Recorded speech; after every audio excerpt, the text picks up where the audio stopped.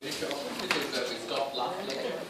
So we finish off discussing the last question in our discussion on production theory, and then we go on to labor economics.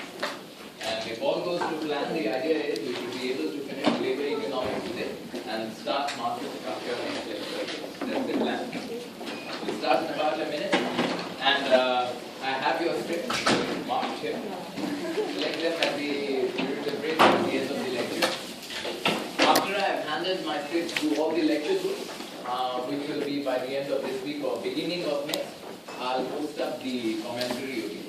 And I urge you, strongly urge you, to go through whether you handed in your assignment or not, look through the questions, try answering them on your own. The point is not to hand them to you.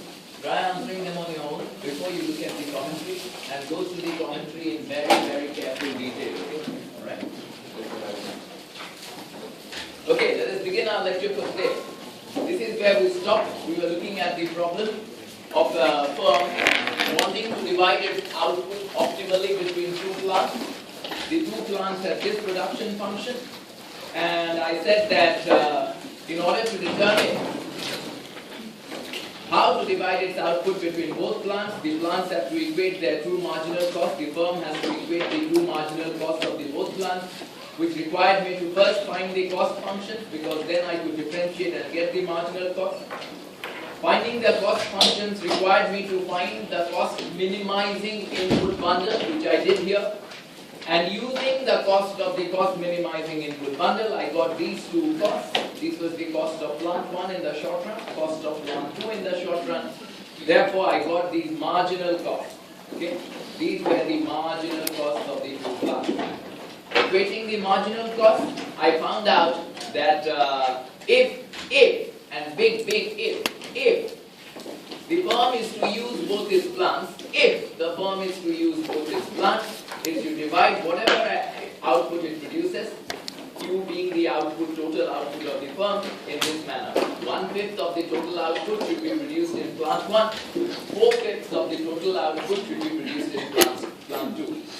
Now notice, if you ask me the question, but what is the total output that the plant should produce? I can't answer that question because the question does not give me a demand function. You remember in our lectures we said the condition for the optimal division of output between two plants is this: MR is equal to MC1 is equal to MC2.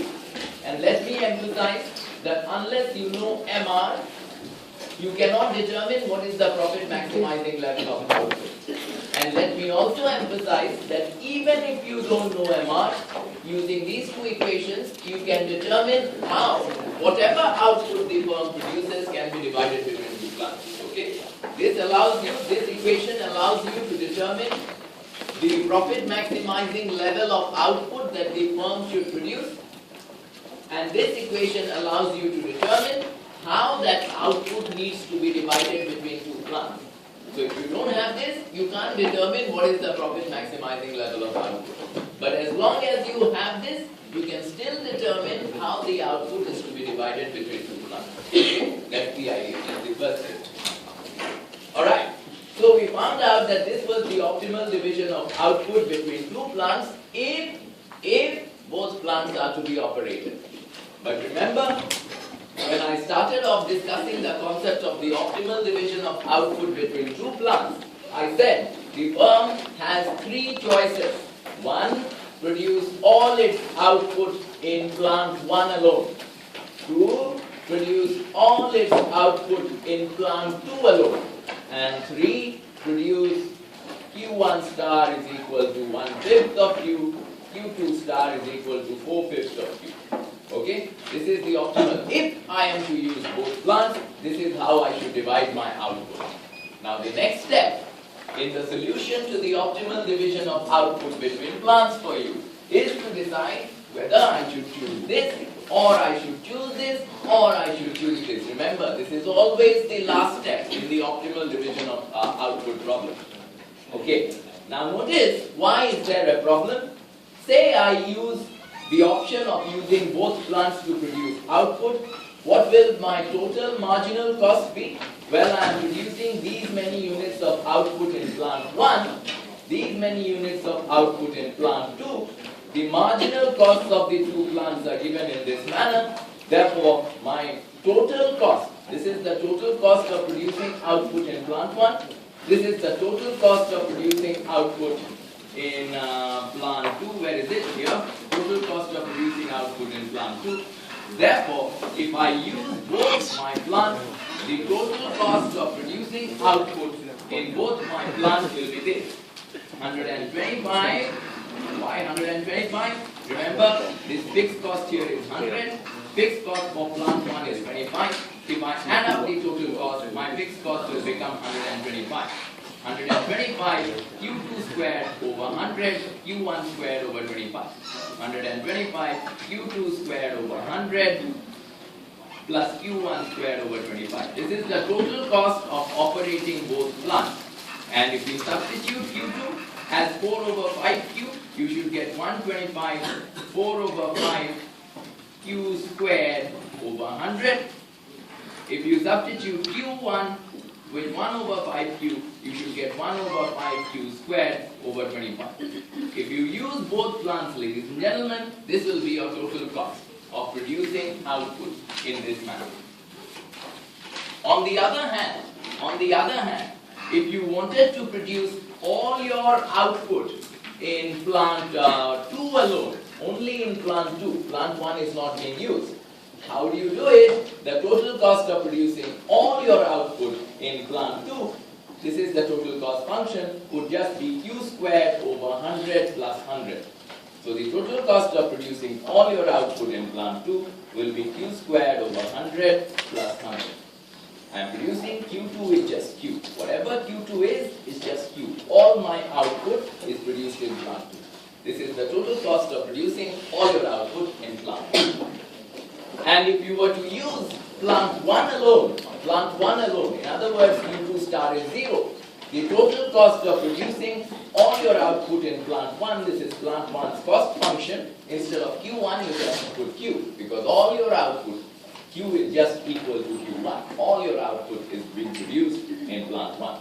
So your total cost will be Q squared over 25 plus 25. If you use plant 1 alone, this is your total cost. If you use plant 2 alone, this is your total cost. If you use both plants, this is your total cost. And the reason why you must compare these three costs should be very obvious to you once you note that all three alternatives have different fixed costs involved. All three alternatives have different fixed costs involved. Plant 1 has the lowest possible fixed cost, running plant 1 alone.